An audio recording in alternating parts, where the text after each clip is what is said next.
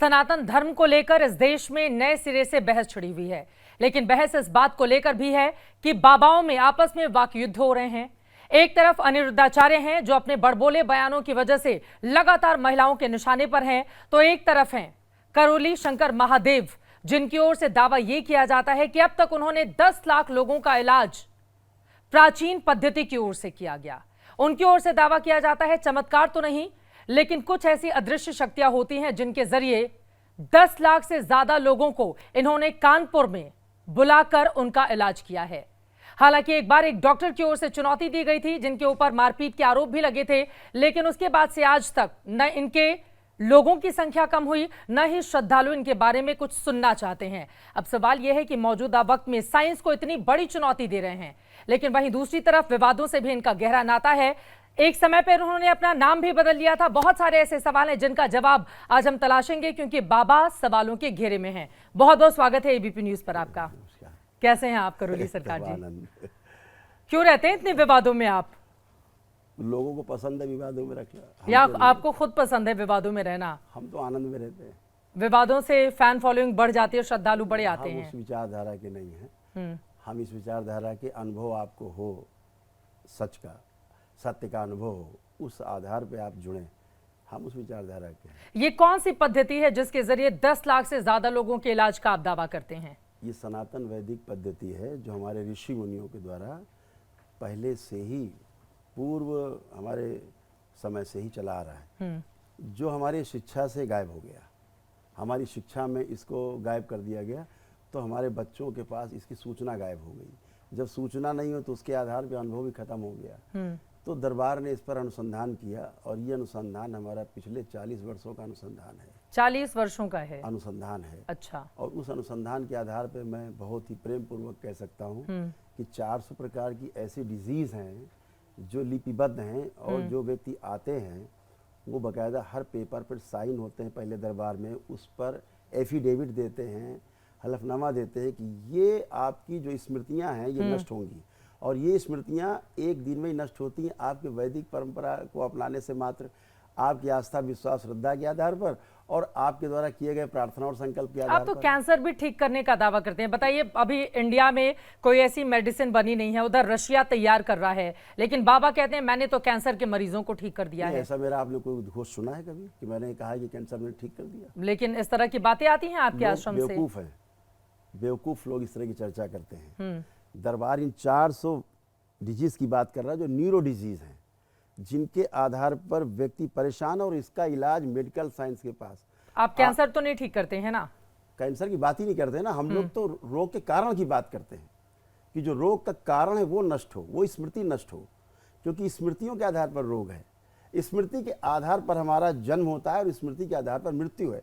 स्मृति के आधार पर मेरा रोज का जीना है। आज अगर मैं आपके सामने बैठा हूँ तो अपनी किसी स्मृति के आधार पर, आप यहाँ बैठी तो किसी स्मृति के आधार पर। स्मृति के आधार पर रोग कैसे हो सकता है? स्मृति ही रोग है। स्मृति, अगर आपके को किसी ने गंदी बात बोली है तो आपको बार बार आपको समस्या होगी, और अगर वो स्मृति हटा दी जाए आपके अंदर से कि है ही नहीं, तो आपको बार बार पिंच नहीं होगा, आपको समझ में आएगा ही नहीं, कोई रोग ही नहीं है, कोई कष्ट। अरे जब बीमारी होगी, दर्द होगा, तकलीफ होगी, तो फिर वो स्मृति में आएगा ही ना। अगर मैं बीमार हूं तो वो मेरी स्मृति का हिस्सा है, तो मैं उसको कितना भी भूलने की कोशिश करूं, ऐसा तो होगा नहीं कि मेरा सारा दर्द ठीक हो जाएगा।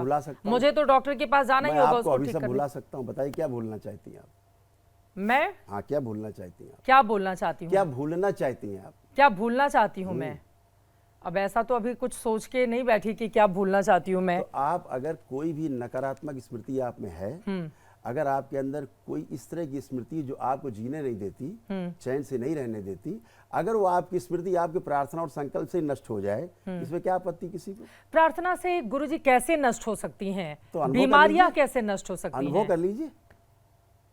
अब मैं थोड़े दिन पहले बीमार थी, आज तो मैं बीमार नहीं हूँ कि मैं अपनी दवा यहाँ से उठेंगी तो आपसे ज्यादा स्वस्थ संसार में कोई दूसरा होगा नहीं।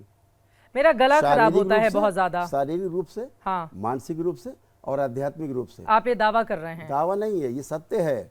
अभी जब आप उठेंगे तो आप ये महसूस करेंगे कि आपको कोई प्रॉब्लम नहीं है। तो क्या आपके अंदर से सकारात्मक पॉजिटिव एनर्जी आ रही है जिससे आसपास के लोगों के ऊपर असर पड़ता है, आप ये बताना चाह रहे हैं? अगर कैसे होगा अगर मेरे अंदर कोई नेगेटिविटी है, नकारात्मकता, वो कैसे दूर अगर होगी? आप सकारात्मक हैं और आप कहीं बैठते हैं तो लोग सकारात्मक हो जाएंगे। आप नकारात्मक हैं, आप बैठेंगे किसी के पास तो लोग नकारात्मक तो ये होंगे। बीमारी नहीं हुई ना, ये बीमारी मैं है ना। ये दावा थोड़ी ना करूंगी मैं सकारात्मक हूं, मैं बीमारियों को ठीक कर दूंगी। आपकी तो ये पूरी कौन की कहता पूरी है? लिस्ट गलत मैंने बात। निकाल कर ये रखी गलत है। बात है। आपने तो पूरी लिस्ट बनाकर रखी है करोली सरकार जी। यहाँ पर मैं देख रही हूँ पैनिक अटैक, बिना झटके की स्मृतियां, हत्या, आत्महत्या के विचार की स्मृतियां, हीन भावना की, स्वयं का चेहरा अच्छा न लगने की, घुटनों का दर्द, शरीर की कमजोरी, अकेले रहने की भावना, नकारात्मक, और इसी के साथ ओसीडी है, ऑब्सेसिव कंपल्सिव डिसऑर्डर्स हाँ, हैं, पूरी लिस्ट बना के डिप्रेशन रखी है है, आपने। एंजाइटी डिसऑर्डर्स हैं, बाइपोलर डिसऑर्डर हैं, बहुत भयानक बीमारी जिनका इलाज नहीं है। अल्जाइमर नहीं, ये स्मृतियों का आप दावा करें कि बार बार ऐसा महसूस होता है नहीं, अगर किसी को हो गया? आप मेरी बात समझने की कोशिश करें। दरबार रोगों का इलाज नहीं करता, इस बात को पहले आप एक लाइन में लिख लें। दरबार जिन कारणों से रोग उत्पन्न होते हैं वह रोग उत्पन्न होते हैं स्मृतियों के आधार पर। अगर स्मृति नष्ट हो जाती है आपकी, रोग अपने आप चला जाता है। अगर जड़ कट गई तो ऊपर फल पत्ते फूल गायब, उनको नष्ट होना ही नष्ट होना है। तो अभी यही तो विज्ञान है जिसको समझने में लोगों को समय लग रहा है।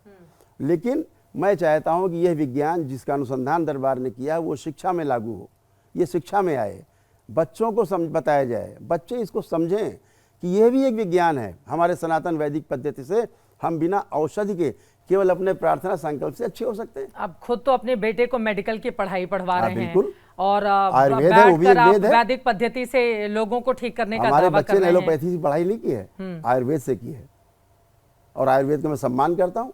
जहां पर असाध्य रोग है वहां पर आयुर्वेद की औषधियों के बगैर आदमी ठीक ही नहीं हो सकता। ये मैं न्यूरो डिजीज की बात कर रहा हूँ, जो 400 डिजीज की मैं बात कर रहा हूँ। और जो दरबार से लोग जाते हैं, लास्ट में एक इवैल्यूएशन फॉर्म होता है जहां पर लिखा होता है कि यदि आप दरबार के इस वैदिक अनुष्ठान से असंतुष्ट हैं, आपको कोई लाभ नहीं हुआ है, आप क्लेम करिए, आपने जो भी खर्च किया वापस ले लीजिए। माहौल बना देते होंगे ना, एक होता है कि बाबा के दरबार में आदमी है, जाता है, पूरा माहौल देखिए। बना देता है, आप भी ऐसा वहां माहौल पर जाकर बिल्कुल बाबा के वश में, मतलब वशीकरण होता है क्या कि वशीकरण आदमी फिर क्या करेगा? क्या वशीकरण है कुछ अंगूठी? अरे आपके दरबार में वैसा माहौल रहता होगा ना? नहीं, कुछ पहना तो नहीं है नहीं, आपने? कोई ताबीज गंडा, कोई धागा धुगी, कोई नहीं, कुछ भी नहीं पहना है। बाबाओं जैसा कोई वो। केवल रुद्राक्ष आपने पहना है, कुछ नहीं पहना है। मैं तो लोगों से मिलता भी नहीं हूँ, स्क्रीन पे मिलता हूँ। मैं अभी यहाँ बैठा हूँ, दिल्ली में रहूंगा तो लोग दरबार में हैं, वहाँ स्क्रीन पे वो हमें देखेंगे, उनको मैं अपनी स्क्रीन पे देखूंगा, बात करूंगा, वो कहते हैं गुरुदेव बिल्कुल स्वस्थ हूँ, मैं जो बीमारियां लेके आए एकदम अच्छा हूँ, मुझे कोई कष्ट नहीं है। लेकिन डॉक्टर जब आपके दरबार में जाते हैं वो कहते हैं मुझे तो कोई चमत्कार की अनुभूति नहीं हुई, फिर आपके ऊपर आरोप लगते हैं आपने उनको पिटवा दिया। देखिए, अगर आप मुझसे बात करना चाहेंगे तो मेरे जैसे व्यक्ति से आप बात करा पाएंगे, तभी बात समझ पाएगा। आप मेरी बात अब स्पेस वैज्ञानिक से कराने लगेंगे, ना वो मेरी समझेगा ना मैं उसकी समझूंगा। तो जो एलोपैथी के डॉक्टर्स हैं उनका विज्ञान का सम्मान है, जहां तक वो पहुंचे हैं उनका सम्मान है, उनकी सर्जरी का सम्मान है, लेकिन औषधियां उनकी बिल्कुल बेकार हैं। उनके पास 3 औषधि के अलावा चौथी औषधि नहीं। तो आप डॉक्टर ही बन जाइए ना, फिर बाबा बनने की क्या जरूरत है? मैं डॉक्टर से आगे की बात कर रहा हूँ। आप डॉक्टर से भी आगे की बात कर रहे हैं, बिल्कुल। आप भ्रम फैला रहे हैं लोगों के बीच में। ठीक है ना, इसको भ्रम मान लीजिए। हाँ, अगर सनातन वैदिक अब गरीब लोग आते हैं, उनको ना समझ होती है, बेचारे गरीब लोग, कम पैसे वाले, उनके अंदर भ्रम नहीं पैदा करते हैं। निःशुल्क इलाज होता है उनका, निःशुल्क स्मृतियां नष्ट होती है, निःशुल्क सारे अनुष्ठान होते हैं उनके। आइए देखिए रिकॉर्ड, आइए दरबार, आपका स्वागत है। तो स्मृतियां नष्ट करने के लिए कोई वैदिक मंत्रोच्चार भी करते हैं? कुछ नहीं करना होता है। दरबार के ब्राह्मण वैदिक परंपरा से जो भी हमारे यहाँ अनुष्ठान कराए जाते हैं, हवन इत्यादि होते हैं, उसमें लोग शामिल होते हैं केवल, और अपने लिए प्रार्थना संकल्प करते हैं। जो हमारे आचार्य हैं दरबार के, ब्राह्मण हैं, कम से कम 30 ब्राह्मण हमारे दरबार में हैं, जो आचार्य हैं एकेडमिक, वो इन सब पद्धतियों को के आधार पर लोगों को अनुष्ठान में शामिल करते हैं। ब्राह्मणों को ही आपने भर के रखा हुआ है, आरोप लगेंगे आपके ऊपर जातिवाद के। ठीक है, आप कह रहे हैं ब्राह्मण ही इलाज करते हैं इसका। जैसी दृष्टि उसको वैसी सृष्टि दिखाई देगी। जिसमें कामुकता है उसको कामुकता का ही वर्णन करेगा चारों तरफ, जिसमें अच्छा अच्छा है वो अच्छी बात करेंगे। आपके कुछ और विवादों पर मैं आऊं उसके पहले मैं आपसे निवेदन करूंगी कि एक बार जरा जिक्र कीजिए कि आखिर वो कौन सी पद्धति है जिसके जरिए आप इलाज करने का दावा करते हैं और उसकी पूरी की पूरी प्रक्रिया क्या होती है। मान लीजिए कोई आपके वहां जाता है, मैंने देखा कि आप बैठे हुए मंच पर सामने माइक में अपना वक्तव्य दे रहा होता है कि मैं इस बीमारी से पीड़ित हूं और मुझे मैंने देखा उसको चक्कर आते थे, गिरता था, तो उसको आपने 3 बार उठक बैठक करवाई और फिर आपने कहा तुम ठीक हो गए हो, वापस जाओ। फिर वो अपने बेटे की बात करता है। हाँ, मैंने कहा चेक कर लो आप ठीक है कि नहीं। यस मैं ठीक हूँ, उसकी बात पूछिए ना। मैं नहीं कह रहा हूँ कि आप ठीक हो गए, वो कह रहा है कि मैं ठीक हूँ। कुछ लोग तो ये भी कहेंगे ना अपने ही लोगों को बिठा के बाबा वीडियो तो ठीक है, बनवाते हैं। मेरे पास यही तो काम है, रोज रुपया सबको देता हूँ, अपने लिए बुलवाता हूँ, यही तो मेरे पास काम। मेरे पास तो पेड़ लगा है ना रुपए का। ये दरबार चंदा नहीं लेता, ये दरबार किसी से चंदा नहीं लेता 1 रुपया। तो इतना पैसा कहाँ से आता है बाबा के दरबार पास? वैदिक अनुष्ठान से जो पैसा आता है उसी को खर्च करता है इन सब पे। क्या है प्रक्रिया आपकी, कैसे होती है, जरा इसके बारे में इसके लिए बताइए। अनुभव करिए, कभी दरबार आइए। दरबार में आऊंगी तभी हो पाएगा, अभी नहीं बताएंगे। नहीं, दर्शक हमारे कह रहे हैं कि बाबा जी से पूछिए जरा। हाँ ठीक है ना, अगर आप पूछना चाहते हैं तो सिर्फ इतना समझ लीजिए कि वैदिक परंपरा के द्वारा, सनातन वैदिक परंपरा के द्वारा दरबार में आपके अंदर अगर आस्था, विश्वास और श्रद्धा है आपके अंदर उस सनातन वैदिक परंपरा के प्रति, और आप अपने प्रार्थना संकल्प से स्वस्थ हो जाते हैं, ये विद्या है, इससे अतिरिक्त कुछ नहीं। और दरबार ये भी कहता है कि अगर आप ऐसा आपको नहीं लग रहा है कि आप नहीं स्वस्थ हो रहे हैं तो आप क्लेम करिए खड़े होकर सामने। उसके लिए दरबार समय देता है। आखिर में जाते समय एक इवैल्यूएशन फॉर्म होता है जिसे भरना होता है कि मैं स्वस्थ हुआ या नहीं हुआ। वो भर के जाता है कि मैं स्वस्थ हुआ तो ठीक है। मतलब गंभीर बीमारियों को नहीं, जो स्मृतियां होती हैं, आदमी को लगता है कि मैं इसका शिकार हो गया हूं, उन बीमारियों को आप खत्म करते हैं, उनके मन से वो विकार हटा देते हैं कि नहीं आप बिल्कुल स्वस्थ हैं। बार बार इसको अपने दिमाग में मत लाइए, आप इसका दावा कर रहे हैं। तमाम शारीरिक, मानसिक और आध्यात्मिक जो कष्ट हैं वो एक दिन में ही समाप्त हो जाते हैं, पहली बात जो कष्ट हैं। लेकिन जो असाध्य बीमारियां हैं वह आपके प्रार्थना संकल्प से इसलिए धीरे धीरे मुरझाने लगती हैं क्योंकि आप उधर औषधि ले रहे हैं उस असाध्य रोग की, और इधर से उस कारण था उस रोग का, जो कर्म भोग थे। हमारे जो सिद्धांत हैं वैदिक कि हमारे कर्म भोग जैसे होते पिछले जन्मों के, मेरे द्वारा किए गए या मेरे पूर्वजों के द्वारा किए गए कर्मों के, उन स्मृतियों के आधार पर उनको रोग रहे हैं, उन रोगों के आधार पर स्मृतियां छूटी मृत्यु के बाद, वो स्मृतियां हम में रहती हैं और उन स्मृतियों के आधार पर हम में रोग बनते हैं। अगर वो स्मृतियां नष्ट कर दी जाएं तो रोग और कष्ट अपने आप ही समाप्त हो जाते हैं। आप असाध्य रोगों का भी इलाज आयुर्वेदिक जड़ी बूटी से करते हैं? आयुर्वेदिक से, आयुर्वेद से ठीक जो है। असाध्य रोग हैं हाँ, उनका आयुर्वेद तो पद्धति वहाँ से पे हमारे डॉक्टर्स भी डॉक्टर्स हैं, होंगे ये पूरे सारे डॉक्टर्स आयुर्वेदिक हैं, दरबार में डॉक्टर्स डॉक्टर्स भी हैं ठीक सारे, है। वो उनका इलाज करते हैं। तब लोग क्यों कहते हैं ये बड़ा तंत्र मंत्र करवाते रहते हैं अपने वहां पर बुलाकर और फिर सबको सम्मोहित करके फिर इलाज करने का दावा करते हैं बाबा? इसमें सम्मोहित क्या होना हो? सम्मोहन काहे का है? इसमें काहे का सम्मोहन है? किसको किसको आप सम्मोहित करेंगे? आप स्वस्थ होते हैं, सबसे बड़ा सम्मोहन यही है। ये अच्छा आप देखते हैं कि 10,000 लोग हर महीने इकट्ठे होकर दरबार से आके दीक्षा लेते हैं, हमारे बाबा से दीक्षा लेते हैं, बिल्कुल हमारे गुरुदेव से। मैं दीक्षा देने का माध्यम हूँ, ठीक है, मैं अपने गुरुदेव की ओर से दीक्षा देता हूँ।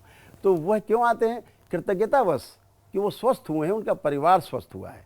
तलाक के केसेज हैं, आप मेरे सामने खड़े करिए ना 2 तलाक लेने वाले लोग और देखिए, अगर आपके सामने इसी स्टूडियो में बुलाइए आप, अगर वो ये कहें आपके सामने कि हम तलाक नहीं लेना चाहते, बिल्कुल नहीं चाहते, आप उनका ब्रेन वॉश कर देंगे? बिल्कुल नहीं करते, स्मृतियां नष्ट हो जाएंगी गंदी। तो टीवी पर बैठकर जो हमारे इस तरह के मान लीजिए परिवार के लोग हैं वो सुन रहे हैं, उनके स्मृतियां नहीं, बाबा के दरबार में ही आना पड़ेगा, ऐसे भी नष्ट हो जाएंगी। तो बताइए कैसे कैसे करेंगे आप? बुलाइए किसी को, आप खड़ा करिए। और जो लोग सोच रहे होंगे, बहुत सारे ऐसे लोग होंगे जो सोच रहे होंगे कि बाबा के पास पहुंचना तो बड़ा मुश्किल है, अगर वो कुछ बताएं, कोई उपाय बताएं। मुश्किल है, आना मुश्किल है, वो जा नहीं पाएंगे, घर में ठीक हो जाएंगे, ऐसे व्यक्ति को बहुत धन्यवाद, अपने घर में रहे, दरबार से प्रार्थना पूजा करे, ऐसे घर में ही लोग स्वस्थ होते हैं। ठीक है, चलिए, बाबा के बहुत बड़े बड़े अपने दावे हैं लेकिन मेडिकल साइंस इनको प्रूव नहीं करता है, तो बाबा के दावों को हम इतर रखते हैं। ये भी बात सच है कि हजारों की तादाद में लोग हर रोज जाते हैं इनके आश्रम में कानपुर में और वहां पर उनकी ओर से दीक्षा ली जाती है। पागल तो है नहीं जो 10,000 लोग हर महीने आकर के दीक्षा लेते हैं कृतज्ञतावश, कि जो कहीं ठीक नहीं हुए, औषधियों से ठीक नहीं हुए, क्योंकि नकली रोग हैं। 90% रोग ही नकली है व्यक्ति में, और उन नकली रोगों का जब असली इलाज चालू होता है एलोपैथी या किसी विद्या से भी, तो फिर जो केमिकल बॉडी में रक्त में मिश्रित होता है उसके कारण फिर रोग उत्पन्न होना शुरू होते हैं। इसलिए मैं कहता हूँ कि 90% जो मानसिक रोग हैं उनके कारण शारीरिक कष्ट महसूस होते हैं, लोगों का जीना मुश्किल है। अगर वह नकारात्मक रोगी स्मृतियां नष्ट हो जाएं तो व्यक्ति को रोग है ही नहीं पहले से, केवल स्मृतियां हैं, उनके पूर्वजों की स्मृतियां हैं। दरबार उनके पूर्वजों की मुक्ति कराता है, पहले पूर्वजों की मुक्ति होती, पूर्वजों को जो कष्ट रहे अपनी स्मृतियां रही मृत्यु के समय की, वो स्मृतियां बनी रहती हैं वंशजों में। उन स्मृतियों के आधार पर रोग बनने लगते हैं। वैसे आप सुनते होंगे कि पिताजी को हार्ट अटैक हुआ था, मुझे भी हार्ट की समस्या है। दरबार कहता है बीमारी नकली है, ये बीमारी ही नकली है। पिताजी को ये कैंसर था, मुझे भी कैंसर हो रहा है, ये नकली बीमारी है। ठीक है, चलिए, आपके बहुत बड़े बड़े दावे हैं स्मृतियों को लेकर, नष्ट करने का आप दावा करते हैं, लेकिन हम नहीं जाते हुए, क्योंकि मेडिकल साइंस इन चीजों को मैं तो स्वागत करता हूं, मैं ठीक आमंत्रित है। करता हूं दरबार में, खुले मन से आप सभी को आमंत्रित करता हूं कि आप जैसे लोग आए और दरबार को आकर के पर्दाफाश करें, और अगर सत्य है तो उसको फैलाएं, असत्य है तो दरबार। कैसे पर्दाफाश करेंगे? एक डॉक्टर पहुंचे तो थे बेचारे, पता इतनी पिटाई हुई, कितनी चोटें लगी परेशान था, वो खुद ही परेशान बेचारा। हाँ, तो क्यों पिटवा दिया आपने? आरोप लगाए थे डॉक्टर, उसकी जांच हो चुकी, सब असत्य निकला। हाँ, सब कुछ असत्य निकला, उसकी जांच हो चुकी। हाँ, फाइल बंद तो हो चुकी है। बिल्कुल कुछ है ही नहीं, जब मतलब ही नहीं है कोई। इसी प्रकार के आप आरोप ही का लगते हैं। आश्रम, आप ही के लोगों ने पीटा, फिर बाद में वो अकेले बोलता रहे, कौन बोलेगा उनके खिलाफ? ऐसा बिल्कुल नहीं है। इस भारत वर्ष में कानून भी अपना है, संविधान भी अपना है, वो अपना काम करता है। कोई झूठे आरोप लगाता है तो आरोप को सिद्ध करने के लिए उसको बहुत लंबी लड़ाई लड़नी होती है, और उसके लिए कानून है, उसके लिए व्यवस्था है, प्रशासन है। सबने जांच की, इंक्वायरी की, इन्वेस्टिगेशंस की, फॉल्स पाए गए सारे आरोप, बात खत्म हो चुकी। वहां कोई बात ही नहीं, ना थी ना है। मतलब आप तैयार हैं, आपका पर्दाफाश हम लोग करें, आश्रम में आकर तैयार है, जाने देंगे जहां पर भी। एकदम स्वागत है। 24 रोक टोक तो नहीं की जाएगी, बिल्कुल नजर रखी जाएगी। पहले भी मैंने मीडिया को पूरी स्वतंत्रता दी थी, किसी को रोक टोक नहीं थी। मैंने जगह दी, रुकिए और खुद जाइए, घूमिए पूरे दरबार में। 20-25 हजार लोग थे, सबके बीच में जाइए, एक आदमी नहीं आप ला पाए।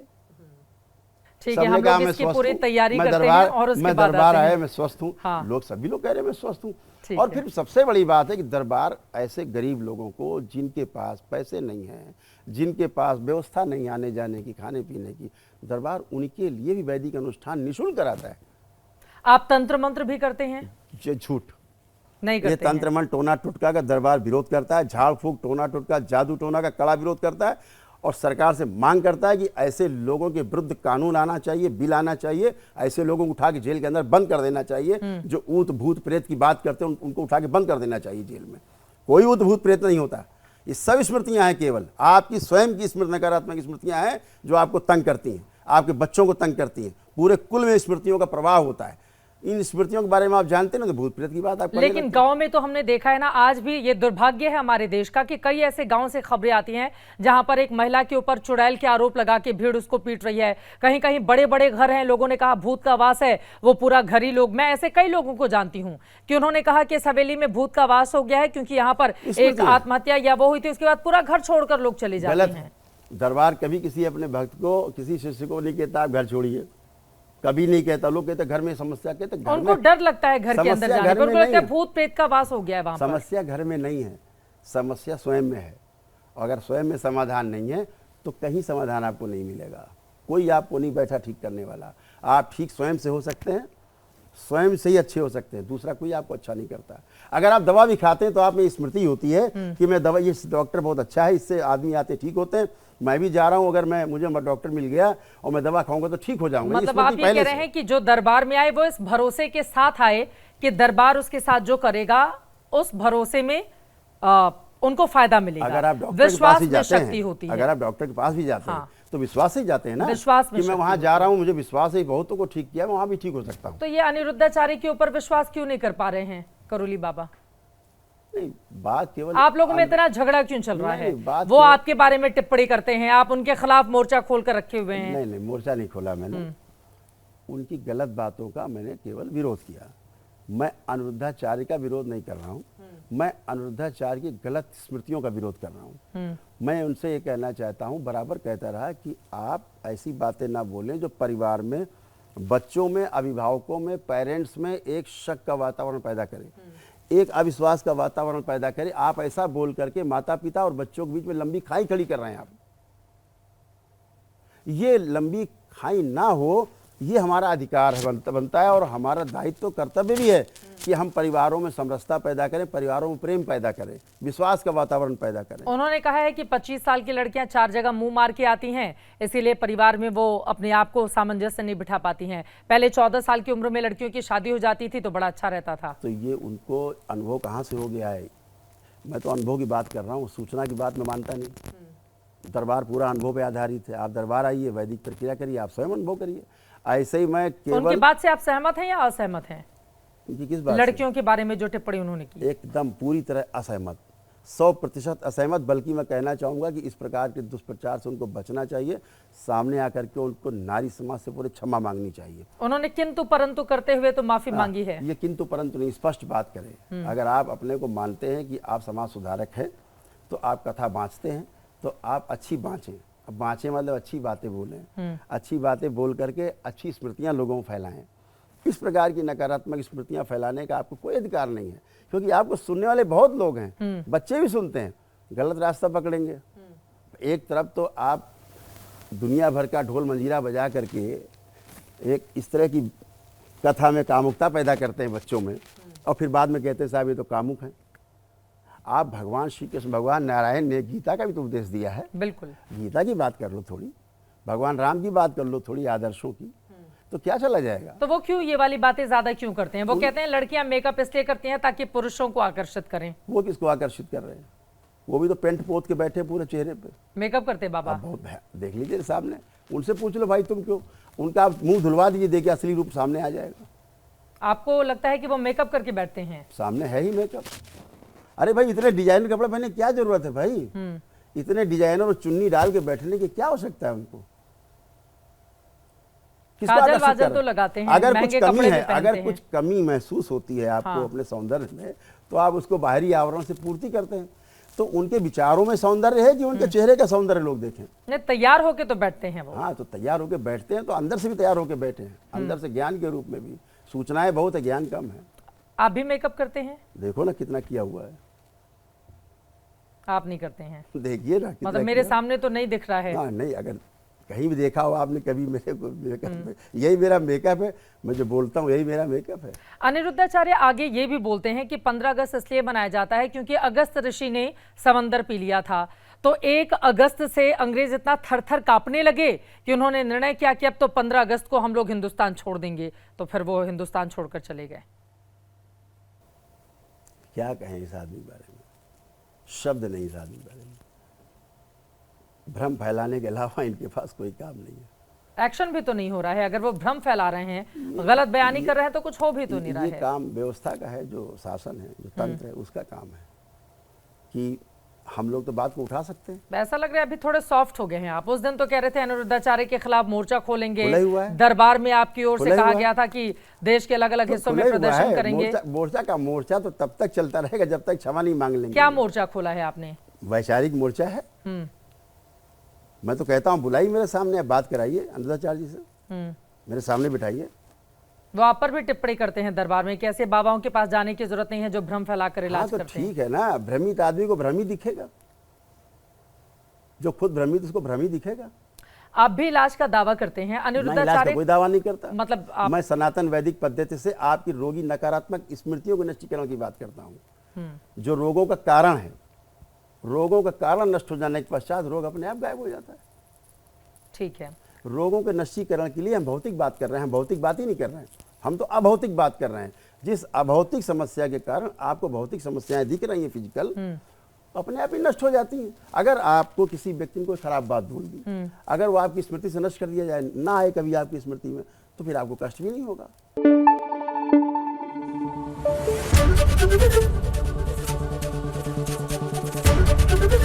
एबीपी न्यूज आपको रखे आगे।